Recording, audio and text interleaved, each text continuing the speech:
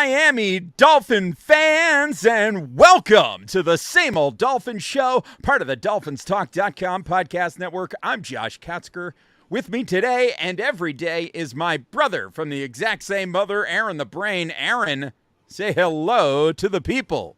Hello to the people. Well, Brain, that was much more like it, wasn't it? Been a while since they had a game like that.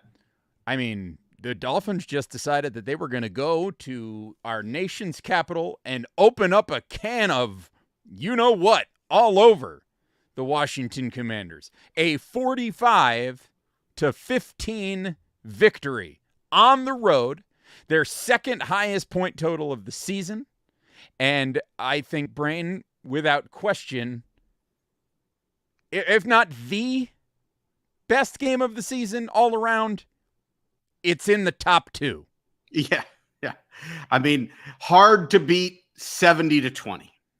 In my opinion, you could say it's the most complete game because you could nitpick on that Denver game, and you could say, well, the defense at stretches early in the game didn't look so dominant, and they gave up the special teams touchdown, and you can nitpick that game, but you won that game by 50 points.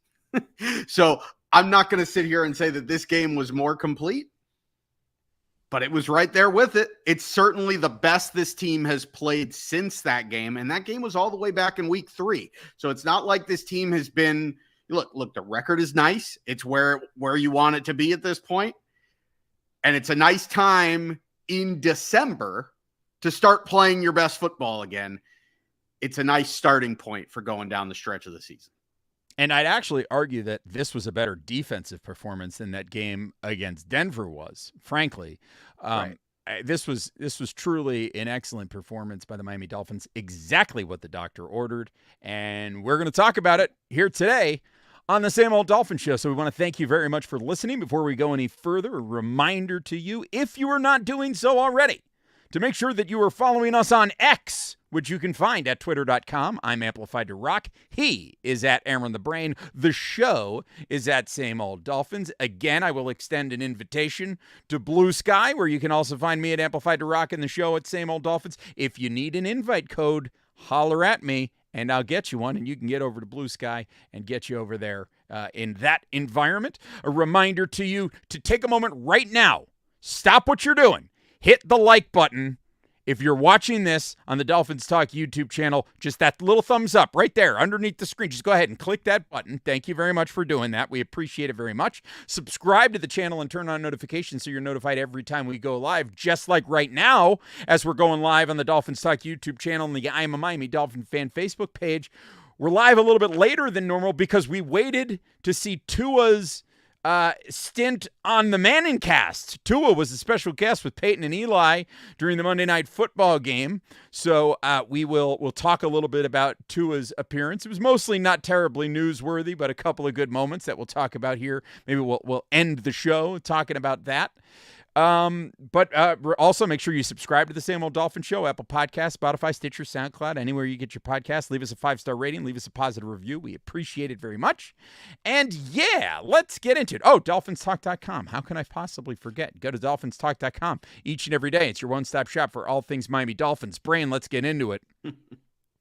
Dolphins 45, Commanders 15. First of all, we cannot possibly discuss this game without mentioning the fact that your boy predicted the Dolphins would win this game by a score of 45-13. So I was off on Washington's total by 2 points, but otherwise I did a pretty good job. I kind of nailed this one. So good job, me. Way to go. Let's hear it for me. Yes. Woo! All right. Way to go, Josh. Way to go. But now, seriously, let's get into this game, Brain. I think if there's one place that you're going to start in this game, where I want to start is on the defensive side of the ball. I feel it's easy to start on the offensive side of the ball. I want to start on the defensive side of the ball because this is where the questions were coming in. How was this team going to perform without Jaelan Phillips? How was this team going to perform without Javon Holland? How was this team going to perform when it lost Jerome Baker early in the second quarter? And the answer was pretty good. They performed pretty well. They got beat on a couple of of plays, but I mean, for the most part, Washington sort of operates. That offense sort of operates off script when things start breaking down, because that's how Sam Howell operates. He gets outside of the pocket. He's on the run. He likes to throw on the run, and he loves finding his running backs out of the backfield when he's on the run. And that's where they got a lot of their big chunk plays in this game. But, so aside from a couple of big plays like that, Howell had a pretty fantastic individual moment on the second touchdown where he just sort of scampered all over the field for that 13-yard touchdown. And then he had the sneak, on the first touchdown. But I mean, this was largely another very dominant performance by the Miami Dolphins defense. And I think you've got to be very encouraged by a certain number 43, Andrew Van Ginkel, who filled in incredibly well for Jaelan Phillips, put a pick 6 on the board. I mean, this defense is on all sides. I mean, then you got, when Jerome Baker went out, I thought Duke Riley came in, and I thought Duke Riley did a pretty good job as well. So, Brain, this was a pretty good performance from a defense that, was missing a couple of pieces and didn't miss a beat, which is pretty encouraging. Yeah, I thought it was a dominant performance, honestly, and it was what you wanted when you go into a game where you're going to be without some starters. Well, you're going to be without Javon Holland. You look at, all right, well, how are guys going to step up? You're going to be without Jaelan Phillips. How are you going to replace these guys? Well, with Javon Holland, you say, well, we're going to probably need a little bit more out of Xavier Howard and Jalen Ramsey, because we can't really expect Deshaun Elliott or Brandon Jones to be deep center field. Like, we're probably going to need those guys to man up a little bit, and Kader Kohu in the slot. And all those guys, to a man, did it. Also, Jaelan Phillips out. Obviously, Andrew Van Ginkel's got to step up. But also, still, going back to Javon Holland being out, what's one way to help your secondary when your secondary's missing a guy? Get pressure on the quarterback. Defensive line dominated this game. And really, I mean, they all played well, but Zach Sealer was an animal in this game, especially in the first half, but was just wreaking havoc in the middle of that defensive line, getting penetration to get after the quarterback, getting penetration to stop runs in their tracks. I think the Dolphins defense as a whole had a great game. The Redskins put some runs on them. They had some nice runs where they got to the edge. And I think, if we're being honest, that is probably the one area when you talk about where this team is going to have a drop-off with Jaelan Phillips out. It's not rushing the passer, because Andrew Van Ginkel can rush the passer. The thing is, he's not as complete an edge defender as Jaelan Phillips, because he's not always going to secure that edge. And so that might happen from time to time, and that's something to keep an eye on. But giving up a couple of big runs on the edge, by and large, meaningless, because they were so dominant against the pass. And you're going to get Javon Holland back, and the defense is going to be even better against the pass. And frankly, obviously, we want Jerome Baker to get better, and that makes this defense better as a whole. But if you're going to be relying on Duke Riley to step in place of Jerome Baker, I'm not necessarily worried about the pass defense in that exchange, because I think Duke Riley is probably better in coverage than Jerome Baker is. I worry a little bit about run fits, but I thought Duke Riley had a great game once he stepped in for Jerome Baker, and I feel a lot better about things having seen that. And then obviously getting the news today that Jerome Baker is going to be week to week. It's an MCL sprain, and we'll see how much time. It looks like, maybe 3, 4, 5 weeks. We don't know, but it's not season ending. That's huge. And you're going to get Javon Holland back. the defense continues to roll. It's been an elite defense now for what, 8 games? It's something like 7 of the last 8 games or 6 of the last 7 games that this team has given up less than 300 yards of offense. And the only outlier there was the Philadelphia game. And you're a few fourth and ones away from that being a game where your defense largely dominated. So this defense continues to get better. It is a strength. And now the offense is starting to kick back into gear the last 2 weeks. And I know you want to talk about the offense, so I don't want to go out on too much of a rant, but this was everything that you wanted to see from the Dolphins offense, albeit against an inferior opponent. So now you've got another 2 games coming up against an inferior opponent. Do it again, and then do it again, and build those habits so that when you get to those games against Dallas and Baltimore and Buffalo, you know that you can do it. It is important for this team to build the habits now against these inferior opponents. That was what you want to see. Yes, you got to build those habits. You got to play clean and smart football. We're going to pivot to that offense discussion in a second, but just following up on the Baker injury, we learned on Monday that his ACL is intact. The injury is to his MCL. It sounds like an MCL sprain type thing. It's a week-to-week injury. It's usually a 3 to 4 week window that we're looking at here. So it is, the Dolphins have avoided the worst case scenario. They're gonna have Baker back, perhaps by the end, before the end of the regular season, which is really good news because it looked terrible for the Dolphins when he went down. There is some other related news to that, which today, and as it was pointed out here by Newfoundland, the Dolphins did work out Reuben Foster. That's the second time in the last couple of years that the Dolphins have worked out Reuben Foster. He was a former first-round draft pick of the San Francisco 49ers. He's a guy that's had some problems off the field, but certainly is a very bright talent, and that's somebody that might add a little bit of depth to that linebacker room for the Miami Dolphins as they deal with the Baker injury. They worked him out. We don't know anything more than that at this point in time, but it's something to keep an eye on as well. So yeah, a great performance by the Dolphins defense. We'll tie a bow on it. Let's pivot over to the offense, Brain, because I thought this was a tremendous game from the offense again. And on top of the fact that they performed well, they put up huge numbers, 5 offensive touchdowns in this game, which is terrific to put up that kind of production. Having Achane back and having him get involved in his explosiveness, looking good. Tua to Tyreek and that connection just being on fire. Tua was absolutely feeling it in this game, and you can tell when Tua is really feeling it in a game because of how he moves in the pocket. And you saw him operating in the pocket with his footwork.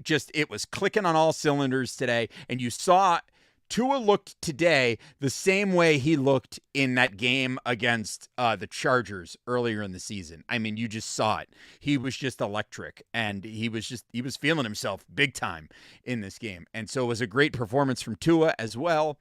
Just an explosive performance by the offense. But I think for me, Brain, what was probably the biggest and most encouraging thing was just how clean this game was. Very few penalties. I'm looking up the numbers now as to what the official number was at the end of the game for the team, but it was not very many. Where are you? I've got it right here. Penalties.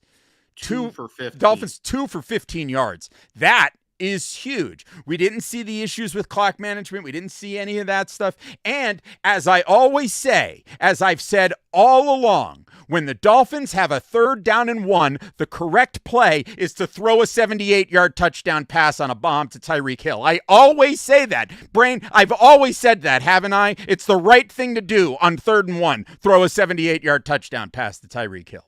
Yeah, you don't even need a running back in the backfield. Just go empty set. No, yeah. Don't even pretend. Just throw a bomb down the field because it works every time. Yeah. This was awesome. It was awesome. it was cool, and it was, just a reminder that you've got to take the good with the bad with Mike McDaniel, because for every play call that he has that makes you want to pull your hair out and say, well, what was he thinking? There's a play like this, and you're just like, oh, okay, that's what he was thinking. And look, this is the best offense that the Dolphins have had since Dan Marino. So the guy knows what he's doing.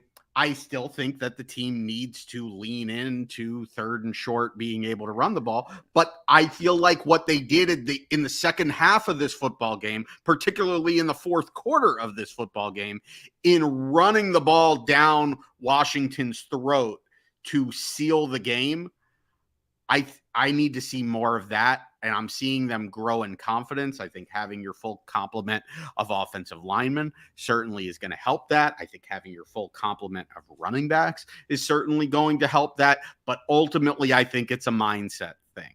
And I think the shorter it takes the Dolphins to get into the mindset that we cannot just beat you with our speed, but we can also play smash mouth football, the sooner this team will be able to really play big boy football with the legit contenders. And whether you believe that the Dolphins are a legit contender right now or not, frankly, it doesn't matter until you get to the point in time where it does matter, which is right around the corner. So we need to get there so that when we play those teams, we can beat them and we can shut up all the doubters. I think it starts with building those habits now against teams like Washington, against teams like Tennessee, and really even the Jets, even though the Jets are physical and they're tough to run against. This team needs to feel like they can get, when they line up on a 3rd and 1, they can run it and they can get it. Because you know what? I'll tell you 2 teams that feel like when they've got a 3rd and 1 or a 4th and 1, they can run and they'll get it. It's the Philadelphia Eagles and the San Francisco 49ers. And granted, you don't got to beat those teams to get to the Super Bowl. But in all likelihood, to get to the Super Bowl, but getting to the Super Bowl isn't the goal.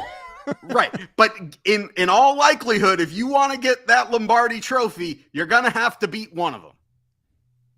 Right. So I think that's the next element. It's the one missing element of this team that I want to see them do with a little bit more consistency and confidence. I think they played beautifully in this football game. Absolutely. And you just want to see it continue because you're not going to play Washington every week. No. So, but you were able.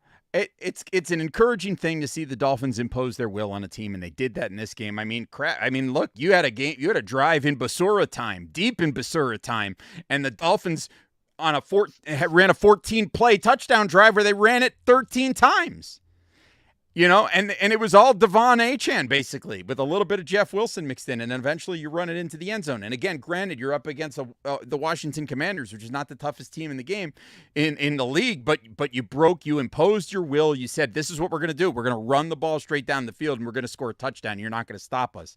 And that's what you need to do. And so being able to do that is going to be something that is going to come in handy down the stretch, even when the opposition gets much tougher. But Brain, again, let's talk about the offense. Tua Tagovailoa and Tyreek Hill. We've talked about, first of all, Tyreek Hill, 5 catches, 150 something yards again in this game. His official number was 5 receptions, 157 yards. He needs to average about 104 yards per game to break 2,000 yards by the end of the season. He needs to average about 130-something yards per game to break 2,000 yards in game 16. It's feasible, it's doable, but this guy is a game changer unlike anybody that the Dolphins have ever had in the history of the franchise. He might be the biggest game changer at the wide receiver position that there has ever been, realistically. Because Randy Moss was obviously, a different animal when he came out, and Jerry Rice did everything.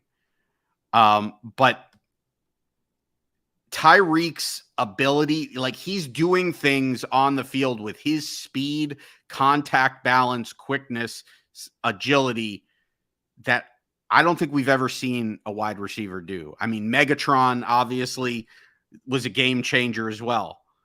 But Tyreek is running every single route. He's getting yards after catch. He's breaking tackles. He's outrunning guys. He's running like miles in a game because of all the motion that he's doing as well. Everything that he's doing pre-snap. This guy is the MVP of the league right now. That, in my opinion, it is a, you'll hear a lot of people say, well, it's a quarterback award. It's an award that's given to the quarterbacks. And that is true almost every year. But then sometimes you get a year where, the quarterbacks are playing really well, but there's no like really amazing standout performer at quarterback. The only real amazing standout player on offense in this league right now is Tyreek Hill. And that's not to take away from Jalen Hurts or the season that Dak Prescott's having or even the season that Tua's having. But the Dolphins are the best offense in the league right now, and it all runs through Tyreek Hill. And let there be no mistake about it. Like Tyreek Hill definitely benefits from Tua, and Tua definitely benefits from Tyreek Hill. But this offense isn't the best offense in the league without Tyreek Hill. Yeah, I think that's fair. But that's also not to sell Tua Tagovailoa short, because Tua Tagovailoa is himself having a tremendous season. He is already just one. Oh, sorry. I got the live Monday Night Football game on here, and the Cincinnati Bengals have just taken a third quarter lead over the Jacksonville Jaguars. If the Bengals were to win that game, the Dolphins would head into Week 14 as the 1 seed and would control their destiny as the 1 seed. Spoiler alert for anybody who's if you're listening to this podcast on a Monday in podcast form, I'm sorry if I spoiled the game for you. Anyway, but Tua needs 2 yards and 2 touchdown passes in Week 14 to surpass his career highs in passing yardage and passing touchdowns. So he's having a great year. First and foremost, he's played every game. He's played the entirety of every game except for getting pulled, at the end of the game when he just didn't need to be out there. So it's been a great season for him in that regard. Knock on wood, knock, knock, knock. But the thing that I said coming into this game was going to be something to keep an eye out on was the fact that in December and January road games, Tua has had a significant drop-off playing on the road in December and January. And I mentioned these stats on the post-game wrap-up show that I did with Mike for Dolphins Talk on Sunday. But in the 7 games that Tua has played on the road in December and January prior to this game against Washington, he was 2 of 5 for 336 for about 61%. For 1,532 yards, 8 touchdowns, 7 interceptions, and a 79.3 passer rating. I'm sorry, it was 9 games, combined record of 2 wins and 7 losses. The 2 wins being the game against Las Vegas where he was pulled and Ryan Fitzpatrick had the miracle in Vegas that where his helmet was twisted all around. And the other one was a Monday Night Football win over a COVID-wracked New Orleans Saints being led by Ian Book at quarterback. But then Tua went out in this game, and he went 18 of 24 for 282 touchdowns, no interceptions, and a 141.0 passer rating in a dominant win. This was a statement game. Now, Tua's only going to play one more regular season game in December on the road, but he may not have to play any road games the rest of the season. He's got one more road game guaranteed this season. And we're going to want to see him step up as well to quiet those. That it's not really a narrative; it's facts that he hasn't played as well on the road in December historically in his NFL career. But this performance got to make you feel good because he was there and he was cooking on Sunday. This was the most complete game that Tua has played. since that game against, and I don't even remember, because that game against Denver was more about the running game than it was about the passing game, if I remember correctly. So, but this was just a really clean game. I think Tua was feeling it. He was quick. He was decisive. He was moving well in the pocket. He was on target. This is how you want Tua to play. But again, opponent, like Tua, it's not going to come this easy, and you're not going to see Tua with a near perfect passer rating, in the games that matter, in the playoffs against really good defenses, or in Baltimore going down the stretch. That's not going to happen. But the most important thing is you didn't get that play. You didn't get the Tua, just kind of chucking it up there or misreading something and firing a ball that was easily intercepted. I feel like you almost kind of got that play on that 3-and-out. I think it was in the first half when we were up 10-0, where he had kind of like a screen pass after he kind of rolled out and kind of dumped it off, and it was a little bit dangerous. So you kind of almost had it, but you didn't. At the end of the day, it was a clean sheet for him, and that's what you need with Tua. Yes. This offense is going to put up explosive plays. We know it. It's just whether it comes in the running game, the passing game, whether it comes on a bomb, whether it's run after catch, this offense has too much talent, too much speed, not to have a couple of explosive plays every single game. And yes, all you've got to do is not beat yourself. If the way this defense is playing right now, if the offense is doing that and the defense is playing at a high level, the way that you're going to lose is by losing the turnover battle. And that has been the bugaboo for this team all season. And that will remain, to me, that will remain the focus and probably the deciding factor on whether or not this team can be the number 1 seed in the AFC and ultimately get to the Super Bowl and ultimately win it. I think this team has everything. It's just a matter of whether or not they can protect the football and get out of their own way. Yes. I mean, otherwise the weapons are there. And one of the other things about this offense, one of the other aspects of this offense that, again, I was impressed by. Before we get into it, I'm just going to share a clip from the episode that we recorded right after the Chargers game in week 1. Okay, Brand, I'm going to share this clip from week 1 of this season. I will ask you again, Brain. Is Butch Barry a magician?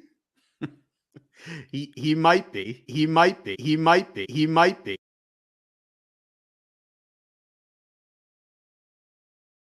Is Butch Barry a magician? Because Liam Eichenberg, it's like the spirit of an actual NFL offensive lineman has come down from another planet and inhabited the body of Liam Eichenberg and is suddenly playing really good football. Austin Jackson is an entirely different person this season. It's like this year we heard in the draft, when the Dolphins made that decision to draft Austin Jackson where they drafted him, it's like everybody was like, it's a project with Austin Jackson, but he has these elite athletic traits, and he's going to be this, that, and the other thing, and blah, blah, blah, blah, blah. And for so long, it's like, where is it? Where is it? This guy looks like he's lost. It looks like he's indifferent. He doesn't want to be out there. And this season, suddenly he's a maniac out there. He's playing like a man possessed on the offensive line. And Liam Eichenberg, after losing his job, comes in as a backup and is now the left guard and is now going to be the starting left guard for your Miami Dolphins. And then you've got Keon Smith, who comes in because Teron Armstead injured his ankle and plays again at left tackle and again does a really good job. It's like we are seeing something with this offensive line that we haven't seen in a really long time. And it is, I saw Dan Orlovsky, I think it was, said that Tua is the MVP because he's doing what he's doing behind a bottom 10 offensive line. And I'm like, wait a minute. I know that we have all had our issues with the Miami Dolphins offensive line. Okay, that's nothing new, right?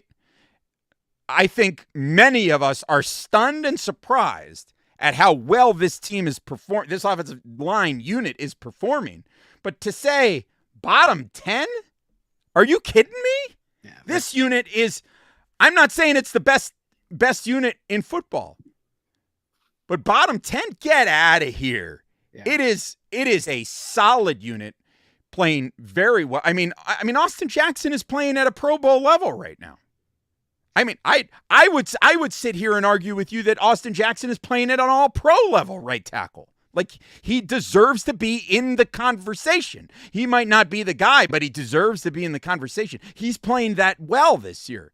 So, I don't know. But again, the point is here, this offensive line, my goodness, they're putting in and pieces are coming out. Guys are coming out. Guys are getting a little banged up. It sounds like Armstead and Hunt are not significantly injured. These injuries that they're dealing with may be best described as nagging. But, man, Brain, this offensive line, respect to the magician, Butch Berry. Respect to the magician, and respect to the magician that edited that piece and put that together, because that was me. Thank you. Yeah, that was beautifully done. And we'll talk about whether Austin's going to get paid in a couple of months. We'll worry about that. That's a conversation that we'll worry about, because that's a conversation that can take an entire show sure. About guys that this team will need to keep and shed at each position group. But this offensive line is absolutely, at worst, an above average offensive line. I think obviously a lot of the success that this offensive line is having has to do point blank with Mike McDaniel and just this offense and the idea of, well, our offensive line isn't great, but we've got a ton of speed on the edge, and we can get players down the field faster than any other team in the league. And we have a quarterback that's processing really quick and releases the ball really quick and does it accurately with anticipation. So we don't need these guys to block as long. And that means that it's going to open things up for the running game. But that said, this offensive line, I forget who tweeted it out there, but it was something like the 10th different offensive line, like makeup of 5 different guys on the offensive line that they played all season. And they're still giving up, I think, fewer sacks than anybody in the league. They're still running the ball at a very high level. This is certainly not a bottom 10 offensive line. And frankly, it's probably closer to a top 10 offensive line than it is a bottom 10 offensive line. In my opinion, it's definitely an above average offensive line. Robert Hunt, when he's played this season, has played at a Pro Bowl level. Austin Jackson has played at a Pro Bowl level. You can't have 2 guys playing at a Pro Bowl level on your offensive line and say it's a bottom 10 offensive line. It's just ridiculous. Connor Williams, when he's played, has played at darn near a Pro Bowl level. Scary snaps aside, dude's elite when he gets into space. Like, that's 60% of your offensive line. Teron Armstead, well, it'd be nice if we can see him out on the field for more than a game and a half, but we'll see. We'll see if he can stay out there when it matters. I think that between Armstead and Hunt, these guys were pulled out at the time that they were pulled out because it was just, we had this game in hand. The game was under control. We have confidence in the backups. Hey, speaking of backups, how about Keon Smith? This guy was unplayable even in the preseason a couple of years ago. And this guy is getting out there and he's playing at a very solid level. Butch Barry is a magician. Point blank, period. There it is. Full stop. Butch Barry is a magician, but Mike McDaniel might be the biggest magician of all. The stat that you were referring to was from Brett Bretchison, who is the PR guy for the Miami Dolphins. He says the Dolphins have utilized 10 different offensive linemen and 7 different offensive line combinations this season. They have 12 fewer QB hits allowed than anyone in the league and are third in fewest sacks allowed. So don't talk to me about a bottom 10 offensive line, Dan Orlovsky. And I like Dan Orlovsky. He's actually usually pretty fair and on the point. But this take was not great. So, Brain, I mean, listen, it's all good. There's not really anything bad to pick apart from this game. It was really, really good. There's the injury situation, which luckily sounds like it's not as bad as it could have been. So with the Dolphins, got a 30-point victory in their pocket, with every other AFC East team that played this week losing yet again. The rest of the AFC East scored a combined 8 points on Sunday. Of course, that was the Patriots getting shut out and losing 6-0, and the Jets losing, I think, 13-8. So, anyway, it's a good time to be a Miami Dolphin fan. But with all that said, you know what time it is, Brain? It's time to check your pulse. I mean, check your pulse if you're not fired up.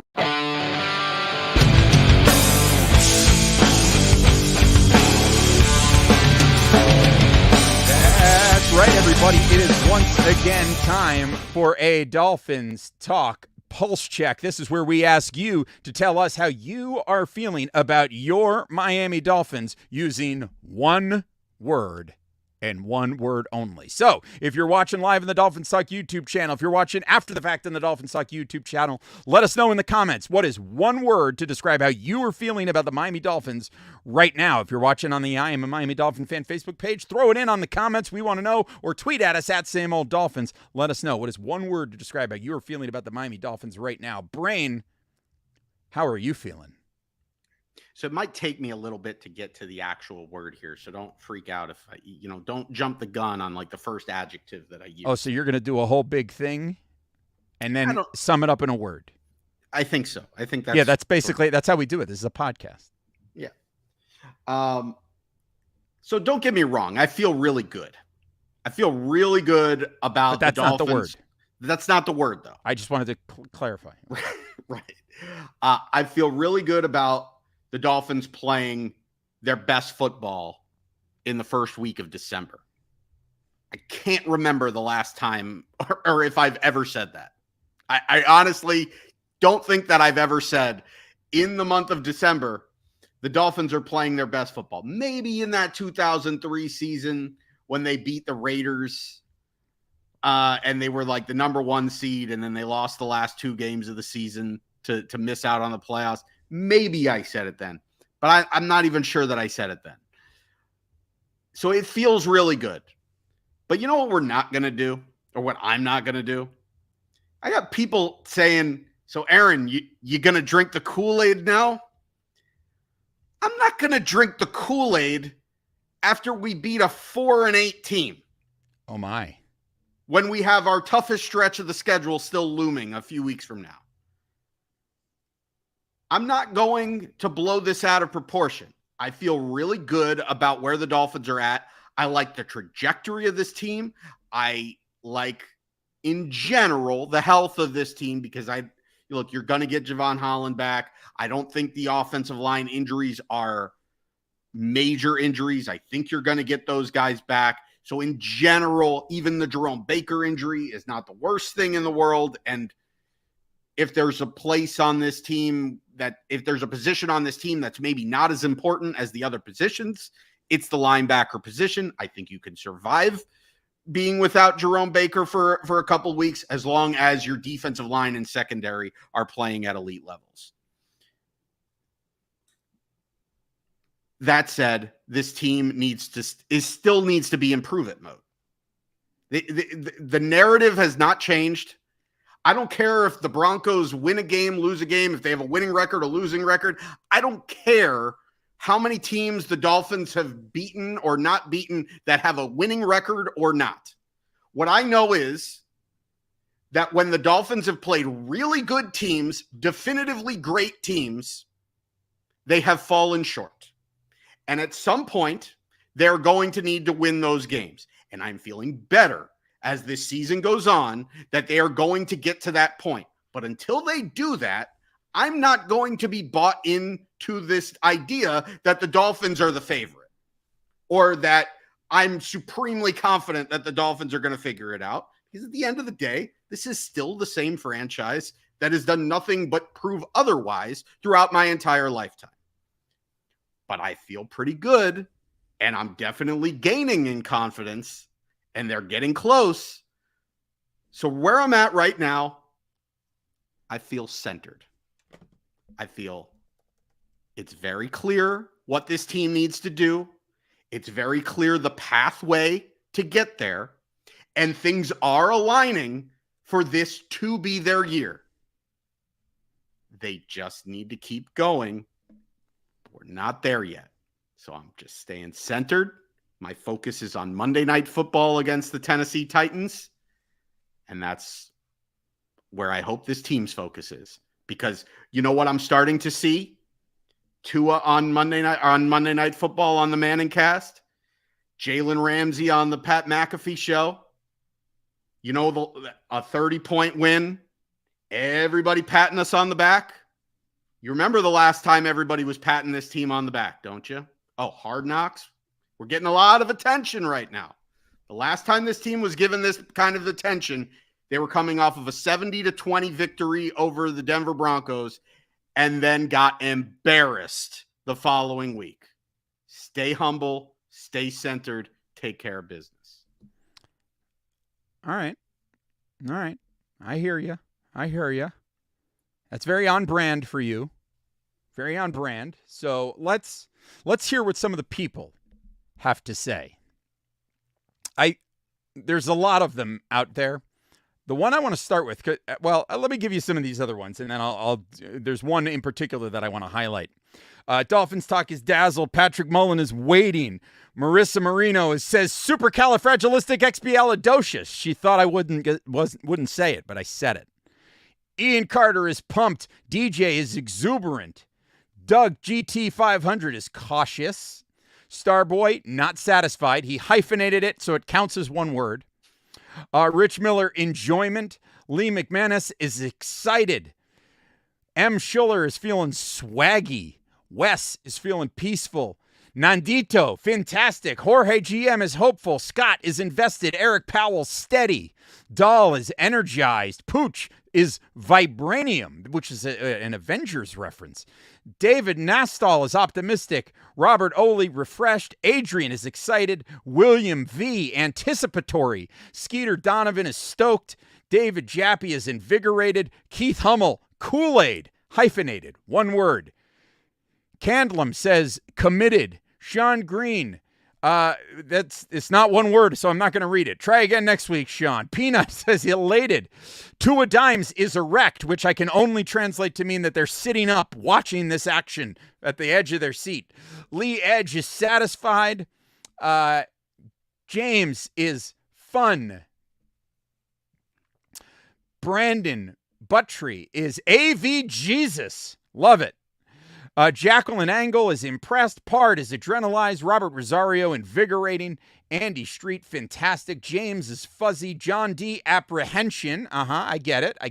Christopher Cobb, scrum diddly-umptious. Chris Buston, stoked. Jackie Reynolds, fantastic. Count Tagovailoa, enthused. And there were quite a few more. Actually, I could go on for a long time. Let me get some of the live viewers who are watching here, and I can share you some of theirs. Jan Hunan is extravagant. Cap for Life is content. Ray Finkel, impressed. George Byard is confident. Villain is content. Hector, I like this one. Saucy.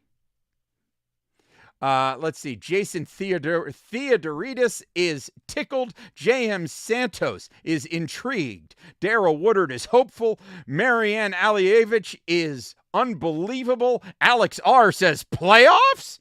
Danny Montez is pumped. Newfoundland is optimistic. David Meadows says consistency. Cap for Life is entertained. Chipu says good.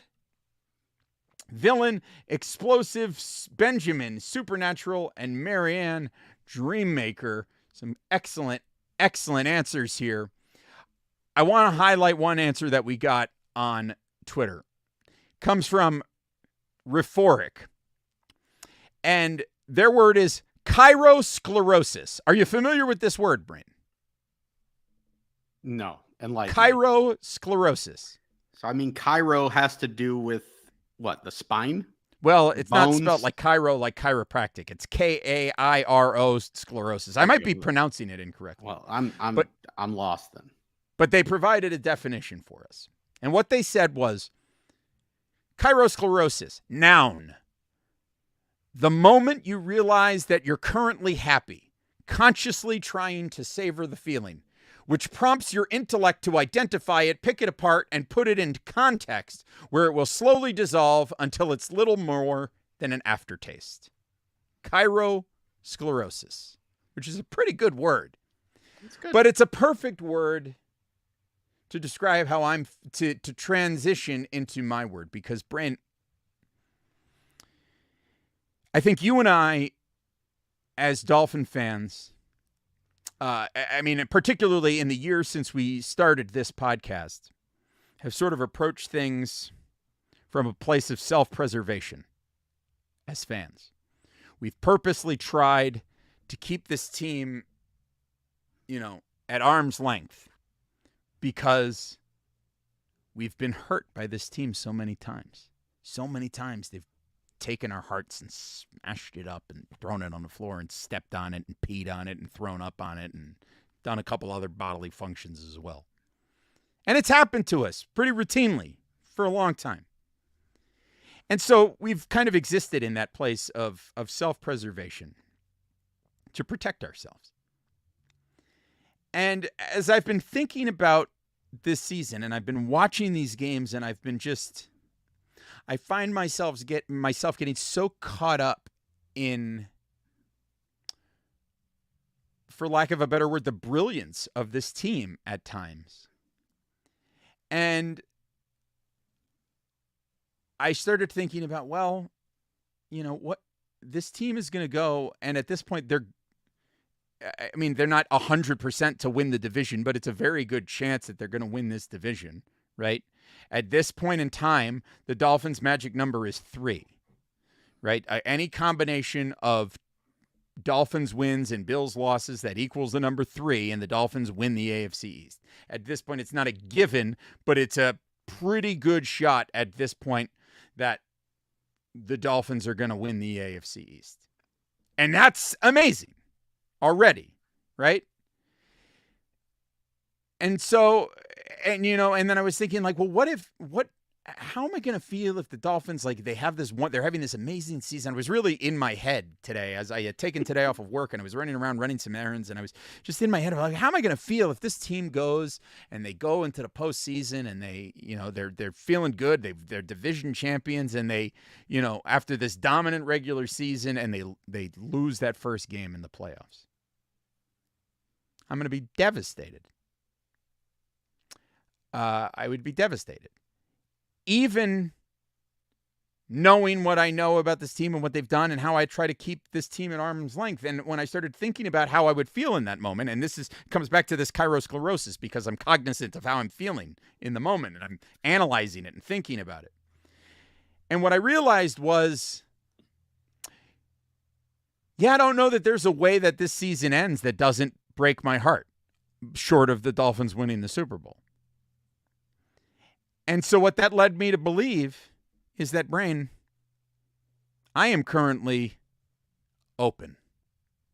I stand here in the words of the great American rock band Creed.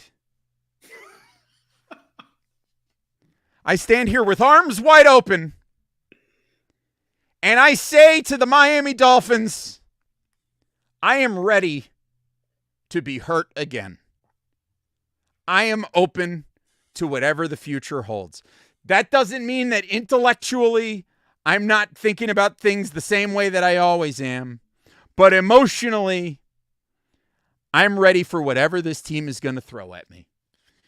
If it's going to, whether that's winning the final 5 games of this season and somehow finishing the season 14-3, unlikely, but wouldn't that be amazing? Whether it's finding a way to lose the final 5 games of the season and finishing the season 9-8. I'm ready for that. I am sitting here and I am completely open because I've decided, I'm making the decision, as intellectual as I can be sometimes about the Miami Dolphins and my fandom of the Miami Dolphins, I am going to sit here and I'm going to savor every last second of what this season has to offer, whatever that is, because it has been an unbelievable ride so far. And I don't want to waste a moment. I don't want to miss a moment of experiencing what this Dolphins team is doing because I'm afraid that, they haven't done it against the best teams in the league yet, so I don't want to believe in it. I don't want to drink the Kool-Aid. Fine. But I'm ready for whatever.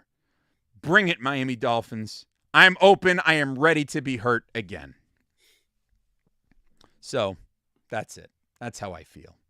I'm ready to be hurt again.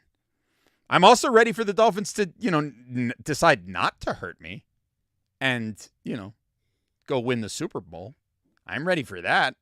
I don't even know how I would handle it if we were to make it that far. I don't even know how I would deal. But we'll cross that bridge when we come to it.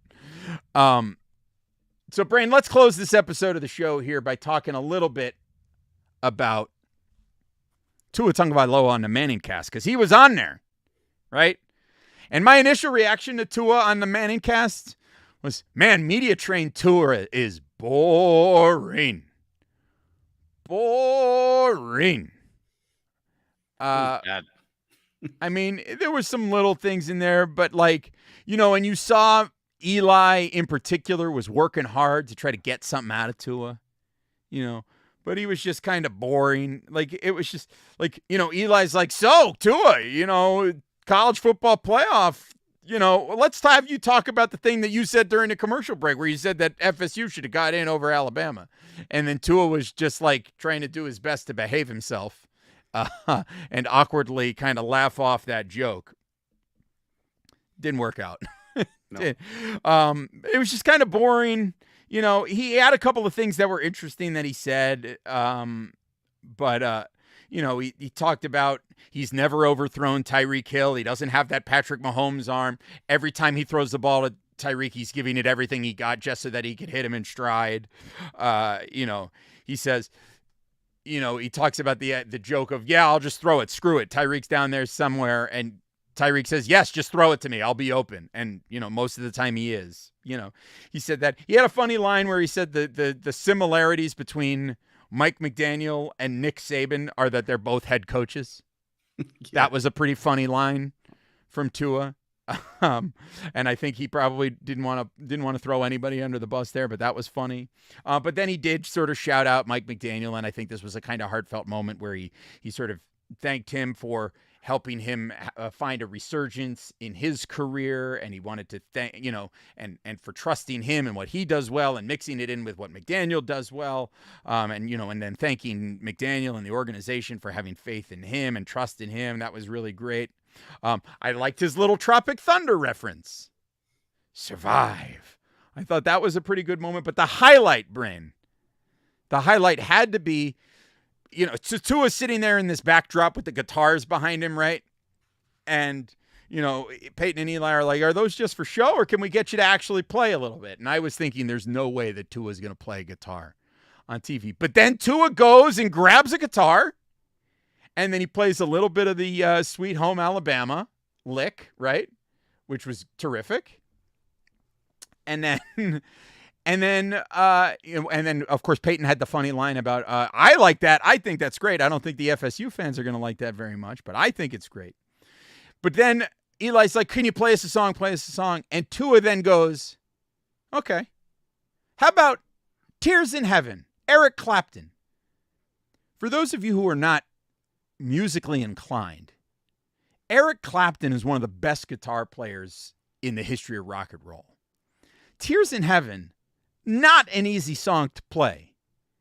And Tua Tagovailoa on national TV, on the internet anyway. No, it's on ESPN too. He sits down, he plays Tears in Heaven on the guitar, and Peyton and Eli are improvising lyrics about the game to the tune, to the melody of the song. Brain, Tua's a little uptight. He was a little media trained. He was a little trying to stay within himself, but eventually he broke out, and it was pretty entertaining. What was your thoughts on his segment? Yeah, I think that the best part about it was how good Eli and Peyton were to get that out of him. They had to fight to get something good out of him, and they got it. And that clip, honestly, like, that's as good as it gets. That's as good as you're going to get on a podcast, on a show like that. Tua playing guitar and them singing along, like, that'll probably go in the annals as one of the highlights of the Manningcast. That was in the great. What? That in the annals. Oh, okay. I just wanted to double check that was what you said. Yeah, don't get too erect over there. This is a family show, please. Yeah, well, I'm saying, it's not Jets week. It's a family show. I'm saying relax. You're standing up very straight. You're sitting up. I'm on the edge of my seat, Brain. Yeah. But no, I thought they did a great job of pulling it out of him, and it shows you, like, it's cool to see that side of Tua. And frankly, I don't know that I need to see, like, the big personality of Tua, because I feel like I'm seeing that on Hard Knocks anyway. You're seeing the more, like, candid Tua personality. Tua with one earbud listening to Christmas music, because none of the guys in the QB room want to listen to Christmas music. Yeah, and so you're getting that. So I don't know what I was expecting. It was very boring and very dry, and Tua really didn't want to give much. And so it was very awkward at times, but that was a highlight that was worth waiting for. So it was cool. I enjoyed it. I don't know that I need to see it again. I would say that's as good as you're going to get. Maybe if he's been in the league for like 5 more years and he's really established himself as, like, top tier quarterback for a long time, and you're talking about, like, future Hall of Famer Tua, you'll get, like, a little bit more relaxed Tua, confident Tua that is. When you'll get that Tua? You'll get that Tua as soon as he gets his next contract signed, sealed, and delivered. Once he gets the big money contract, then he can relax. Then he can kick back. Well, if he stays healthy, that's going to happen in a few months. Yeah, we're not far away from it. I can tell you that. Because he's not going to play next year on the 5th-year option. Well, and his contract and how they structure that contract is going to be instrumental in making sure that they can secure some of the other guys on that roster and keep them there for the long term. That's all going to be part of it. So, all right, Brain, that's going to wrap us up for this episode of the Same Old Dolphin Show. I think maybe we got some Easter eggs to come, but again, thank you everybody for listening. Make sure you're following us at Amplify to Rock, at Aaron the Brain, at Same Old Dolphins. If you need a Blue Sky code, hit me up. I'll get you over there. Make sure you like this video, subscribe to the Dolphins Talk YouTube channel, subscribe to the Same Old Dolphins Show on Apple Podcasts, Spotify, Stitcher, SoundCloud, anywhere you get your podcast. Leave us a 5-star rating, leave us a positive review. We appreciate it very much. And Brain, any parting words for the people before we get out of here? No, I think it's good to. There's value in savoring where we're at and being excited. I saw your rant with Mike. You cut your little promo, and we're not going to tell you how to fan. Fan how you want to fan. If you want to be excited, be excited. I'm excited. I know that it might not seem like it to to people that are like bouncing off the wall and they want to hear Aaron say, like, this team is going to do it. I believe wholeheartedly in this team. Well, just because I don't believe right this second, 12 games into the year that this team is the best team in football does not mean that I'm not very excited about the potential that this season could be. This team has shown me to this point more potential than any team that I have watched since probably that 93, 94 team, the 95 team or whatever team it was, the Stoyanovich kick, or the Dolphins team the year prior when Marino, went out with the Achilles injury. Save for that era of Dolphins, like the AFC Championship one year, starting like 8-1 or whatever it was, and then Marino gets hurt, and then Marino coming back and getting to the second round of the playoffs and being a field goal away from being in the AFC Championship game. This Dolphins team has shown me more potential than any team that I can remember in my lifetime. And I'm excited. But I'm also, with that excitement, the bar gets raised. And so you start looking at it a little bit, with a little bit more discernment, and you say, all right, well, how good can this team be?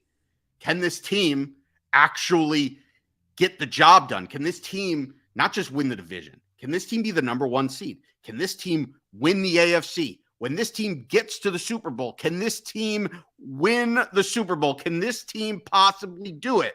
And so my mind cannot help but go to, all right, well, what are the things? What are the variables? What are the issues that need to be cleaned up and fixed to get us there? And this team has fewer of those than any team that I can remember watching, any Dolphins team that I can remember watching. And that is very exciting.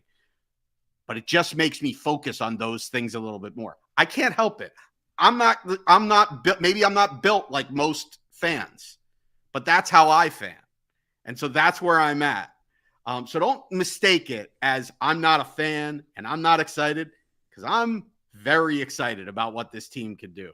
But I'm not there yet to where I'm ready to just buy in and be like, I believe, and I'm ready to have my soul crushed by this team. I'm not ready yet. Understood. You're getting there. Well, there's still 5 more games left, so a little ways to go. But maybe we'll have you there. We'll have you there soon enough. But that's going to wrap us up for this episode of the Same Old Dolphin Show. We'll be back later this week to preview the Dolphins Monday night game against the Tennessee Titans. We've got to figure out what our schedule is going to be like, because typically we do the show live on Monday nights, but we're not going to do the show during the game. So, I mean, we could do the watch along thing, but I like being in the same room when we do the watch along. It's a little bit better, a little easier. But I don't know. We're going to figure out our broadcast plans for next week. We'll get back to you, but we will be with you on Thursday to preview the Monday night game. So we'll be back with you then. Until then, take care of yourselves and each other. And as always, go Dolphins! I'm begging pretty please, don't be the same old Dolphins.